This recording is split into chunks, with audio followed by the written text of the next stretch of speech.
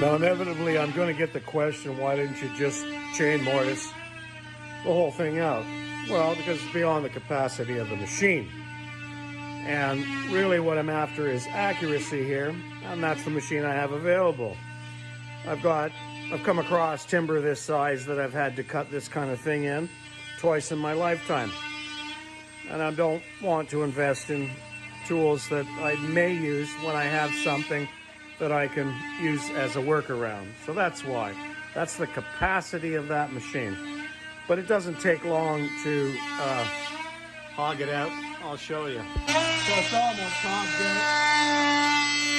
Drawing tool, a few chisels, nice little Sheffield strength set for cleaning the bottoms. Didn't need to buy anything. Okay, so the mortiser wasn't big enough, so we're going to line this. We're going to make a pocket. And so these will just drop in and fill up and make the mortise. Okay? And we'll pound these into place. A little hammer here. Okay?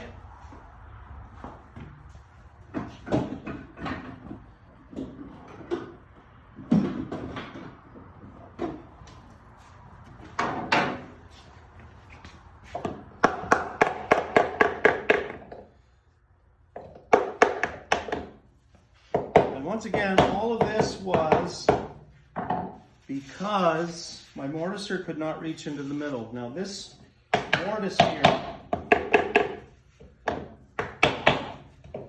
is not going to be seen anyway, so I'll put some fillers in here to maintain the distance while it sets, the glue sets. And we'll let that sit, and then we'll see how well it fits the mortise. Thanks for watching. Okay, so check out how I did this packing. So what we did was we just, that's actually quite great because we have a gauge block for our tenon. So we just run wood through the jointer, or thickness pointer I should say, until we sneak up on the fit we want, and then we glue the cheeks in. It's going to bear any capacity that has to bear on this. It still bears because that goes down to the very, the bottom. It's glued in place. It probably wouldn't need to be glued in place because it's trapped and your tenon and your socket to cover it all up. So it has full bearing surface. And the reason I did it only was because my chain couldn't come to the very center here, right? So now I got a nice fit. Here you can see it better. So we've packaged it in, right? So I think this is a good fit here. Mortise a little wide at the top, nice to get in.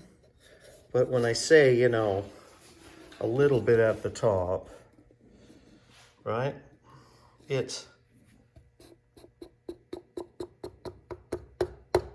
That's the fit, okay? Very, very slight, but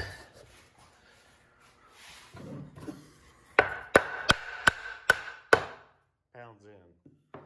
When working with timbers of, big, huge things, you can have stuff slip nice, but it can be hard to maneuver if you go a little too tight. Anyway, that's what I think's perfect. I'm gonna let these dry overnight. I'll hand plane this surface all flat, and no one will ever see that. But that's honest work, if you ask me, if you're using less limitations. I don't know if would I have gotten a mortise face quality of that quality. I don't think so. Not that it's necessary. And so these surfaces are just going to slip